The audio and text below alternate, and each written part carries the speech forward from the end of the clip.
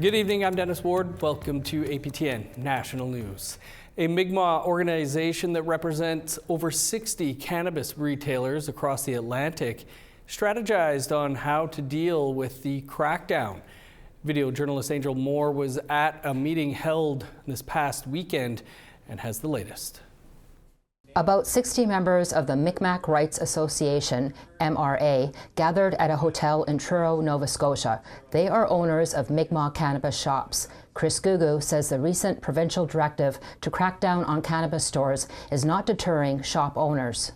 We continue to stay open, and we're proud to put our treaties and our rights and our sovereignty to the front of all this fight, because this is our sovereignty we're talking about here and our inherent rights. Gugu has a store in the Millbrook First Nation. He says the Mi'kmaq have a right to their own sovereign economy. The MRA offers support to over 60 cannabis operations in the Atlantic region. It will develop their own cannabis management plan.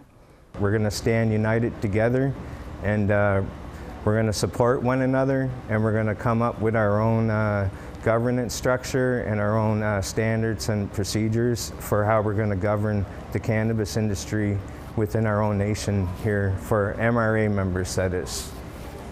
This comes after last week's provincial directive to police to crack down on cannabis stores that operate outside provincial legislation, calling it a public safety issue. Premier Tim Houston defended the action in a press conference last Friday.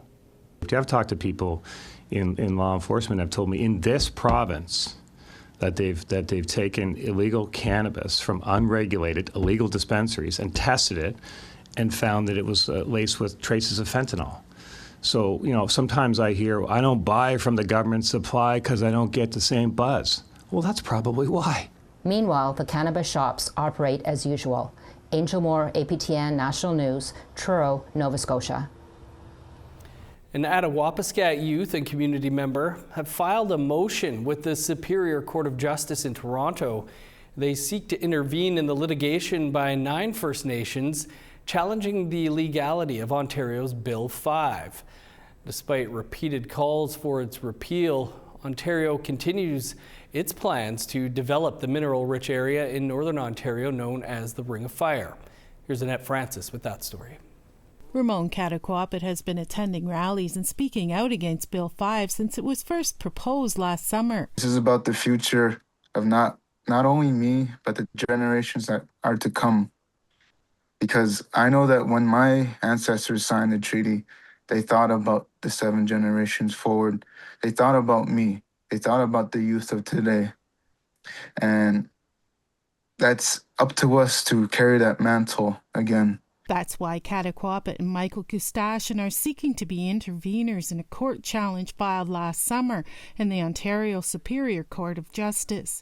The challenge asks that Bill 5 be found unconstitutional. Bill 5 proposes special economic zones where the government can decide what environmental laws will or won't apply in order to speed up development. 3 First Nations in the area have signed agreements with Premier Doug Ford to build a road to the Ring of Fire.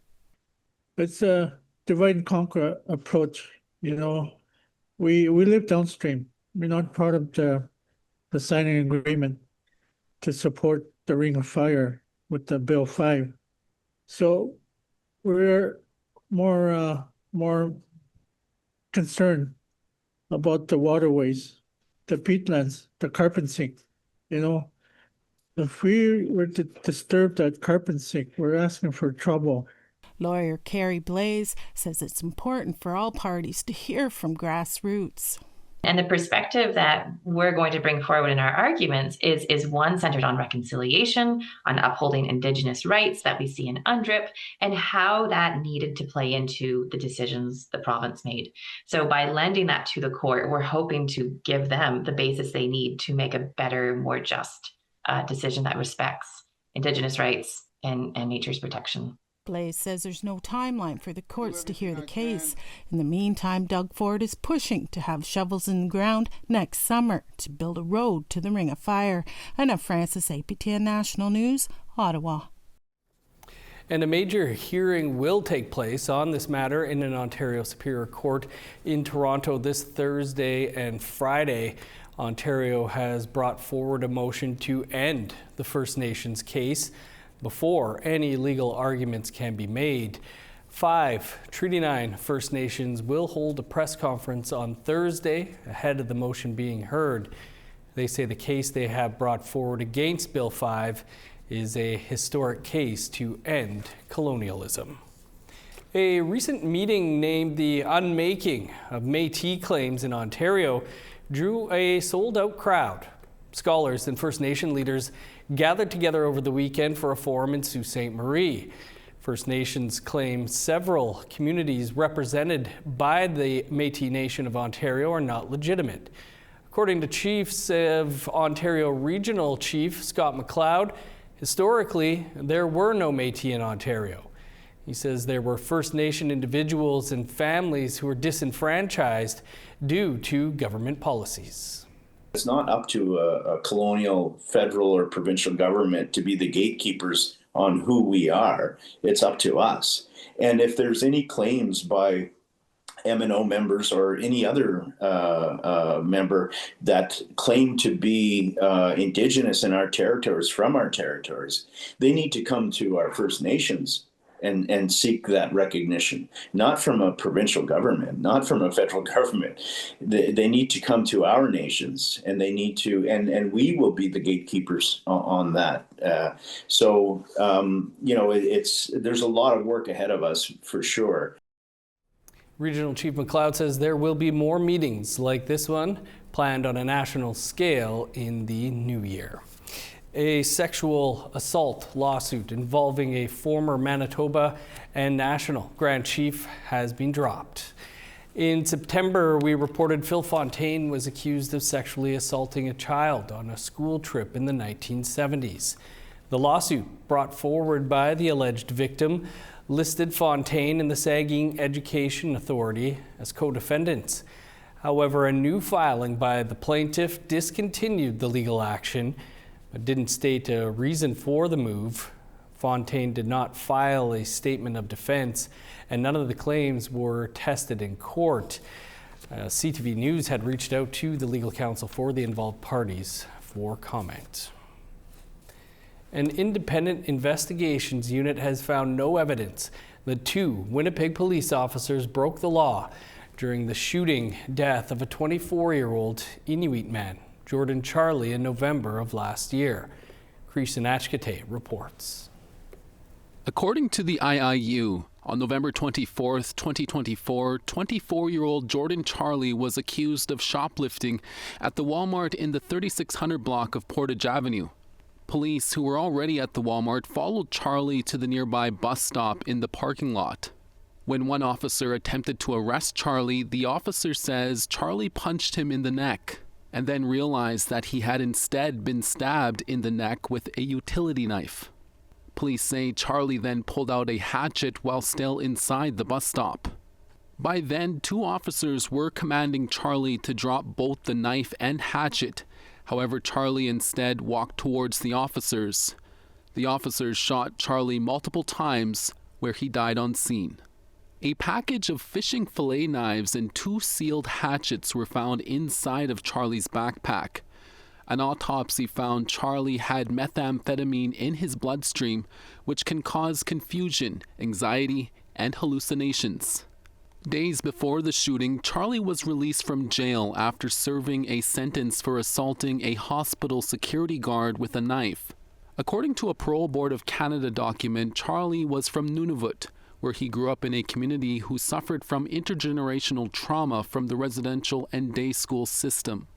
After Charlie's parents separated, Charlie grew up in multiple foster homes and youth jails in multiple communities that further disconnected him from his family and community. Charlie was also diagnosed with multiple learning disorders from his many years of trauma. The IIU closed by saying both officers were found in not committing a criminal offense in what's being called a tragic incident. Attawapiskat, APTN National News, Winnipeg. 2 social media videos are raising concerns after they allegedly showed a man being removed from a hospital into freezing temperatures. The Prince Albert Grand Council is now calling for answers. The videos circulated on social media over the weekend showing a man lying face down in the snow and being escorted through the Victoria Hospital parking lot in Prince Albert. The Prince Albert Grand Council released a statement reminding the public that patient safety must always be the top priority. Grand Chief Brian Hartlett called the videos deeply troubling and said the duty to help those seeking health care does not end when situations become difficult. The statement says Hartlett expects the Saskatchewan Health Authority, SHA, to assess whether security staff acted appropriately and if changes are needed. Senior PAGC officials will raise these concerns with SHA leadership later in the week. The Beardies and Okimasa Cree Nation, located about 80 kilometers northeast of Saskatoon, is postponing all of its Christmas gatherings this year after a flu outbreak put a number of people in the hospital and took the life of one local matriarch. Leadership made the announcement over the weekend.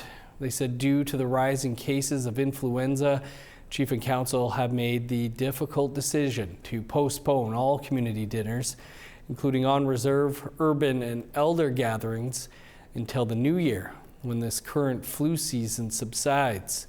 Leadership and their hearts and prayers are with the family of the matriarch who died. They said the health and safety of community members remains a top priority, and they encourage all families to get their flu and COVID-19 vaccinations. Well, we're always looking for your feedback or story ideas. Here's how you can continue the conversation with us. If you have a story you'd like to share, you can send us an email to news@aptn.ca. You can read and watch our stories by visiting our website, aptnnews.ca. You can also find us online on your favorite social media sites, including TikTok, YouTube, LinkedIn, and X. Follow APTN News to join the conversation and see our latest stories. More than 100 new units are under construction in Montreal for those experiencing homelessness. That story and more still to come after the break.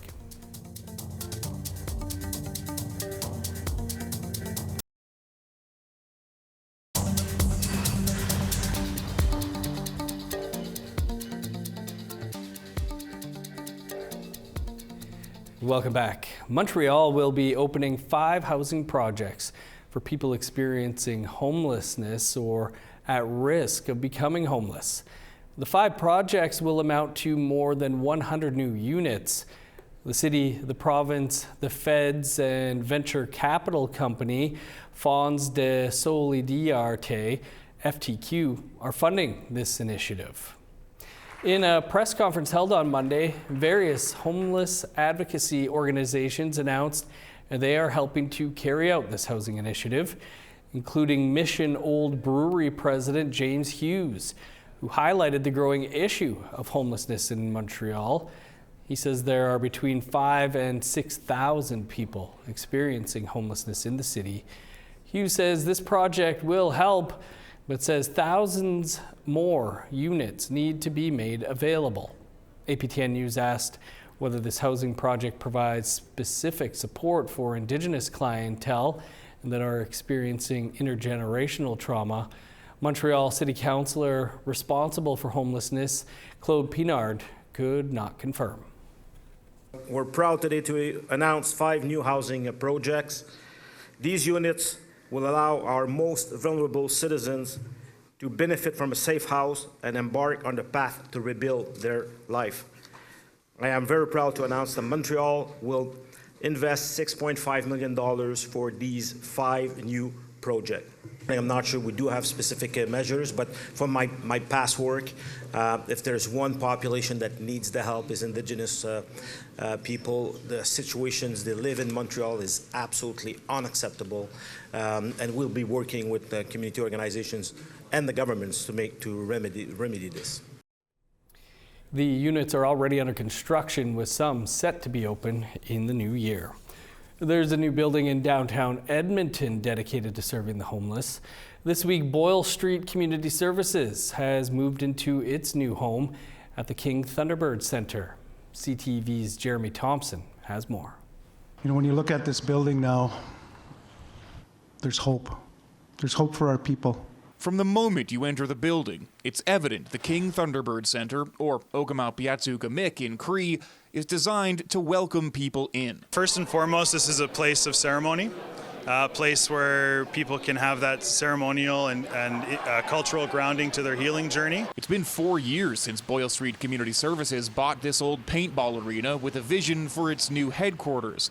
There's office space for staff and different rooms where the vulnerable and homeless can get help in spaces designed to meet their needs. We were touring a bunch of people around, and one of our community members just said, "This is for us," almost in disbelief, and that was really touching to me. The center has 3 dens like this one where people can come to access professional services like housing and healthcare supports. While they wait, they can also just relax, hang out with friends, do some laundry, maybe play a game or two. Moving from its old building by Rogers Place has been a bumpy road for Boyle Street. In late 2022, its development permit was revoked after nearby business and resident groups raised safety concerns, worried Boyle Street would be operating an overnight drop-in shelter and supervised consumption site. Neither of those services are offered here. What we saw reflected in this process was the way often the people that we serve are treated in community and the way that they are wanted to, not to be around, to be pushed out. This whiteboard gives a glimpse of what's actually been on offer since mid-November during the center's soft launch: a housing workshop, learner's permit lessons, and Cree classes. Most people haven't even noticed that we're open, and we've had 2,000 visits in the last month. Now that the King Thunderbird is officially open, Boyle Street only expects to get busier. Jeremy Thompson, CTV News, Edmonton. We're continuing our 12 days of Christmas in Indigenous languages. We'll bring you that and a preview of tonight's face-to-face after the break.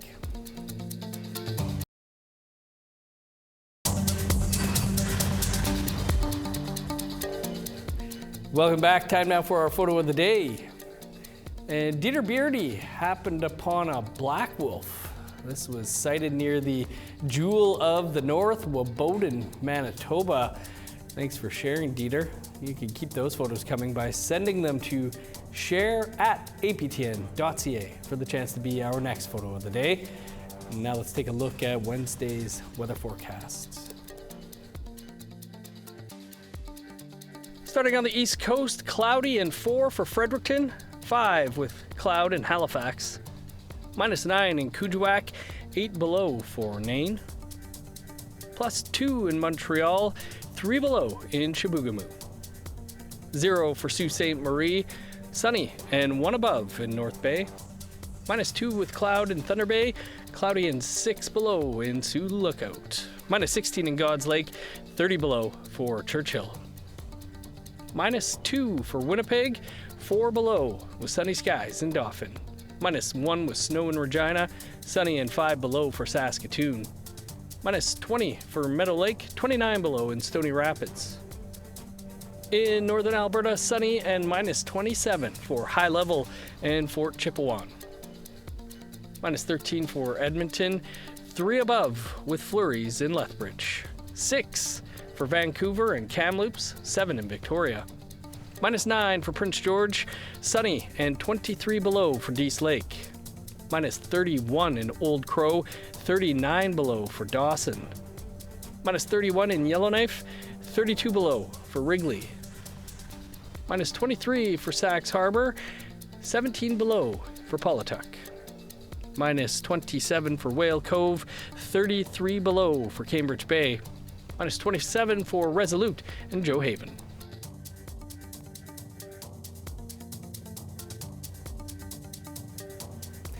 Language retention has been something many have worked on this past year, including us at APTN National News. This Christmas season, we bring you our version of the 12 Days of Christmas. This time, it's the Dene language, as we mark 5 work days left after today. My name's Michelle Robinson. Christmas was something that, because of the Indian residential school, my family was very Catholic and practiced all of the Christmases, including all of the worship that would include Mary and Joseph and Jesus. And when it came to realizing who I am, where I come from, and that I'm Dene, I recognized that I had to really start to learn a few words, and one of the ones that I learned right away was Masi Cho. Masi Cho is thank you. So you can say thanks and say Masi. One of my other pet peeves in life is how we respect the image of Jesus, but I never felt that North America respected the image of what some people would call Sasquatch or Bigfoot. In my language, we call it Naga. And so that was a really important word for me to learn. Even in Anishinaabe ways, the out east, they have the symbol of Naga as one of the 7 core principles they have. In Dene, we have 9 laws that we abide by. I almost said obey, and that is trying to decolonize away from the Catholicism. One of the things that I did when I started to reclaim who I was learn about our elders. We have so many advocates that helped all the First Nations nationally. In my area, we had George's Erasmus, and he had a book, and in English it means enough, but in Dene it's hota. For me, it's really important, especially as we try to reclaim who we are for winter solstice, and I try to have sacred fires for every full moon. Masi Cho. Michelle. Mohawk scholar and historian Cody Grout is our guest on Face to Face tonight. Grout reflecting on the 10th anniversary of the release of the Truth and Reconciliation Commission's final report, believes the rise of residential school denialism is something that must be acknowledged. The retrenchment of Indian residential school denialism is impossible to ignore, and I think it's a rise of misogyny. I think it's a rise of white supremacy. I think it's not standing in isolation, and I think that's important for us to recognize as well. I mean, I still like to think of myself as being fairly young, and we look for the generations of men who are younger than me as well. The rise in misogyny is getting notably worse on these various online or internet cultures, and I don't think that we can separate necessarily some of those conversations with the entrenchment of residential school denialism. And you can watch our full interview with Cody right here in less than 2 minutes from now. We're all out of time for your APTN National News for this Tuesday, December 16th. You can find more over on our website, aptnnews.ca, and on our APTN News YouTube channel. Creason will be here at 1 p.m. Eastern Time tomorrow with your first look at Wednesday's news. I'm Dennis Ward. Marcy Miigwech, thanks for being with us. Have yourself a great night.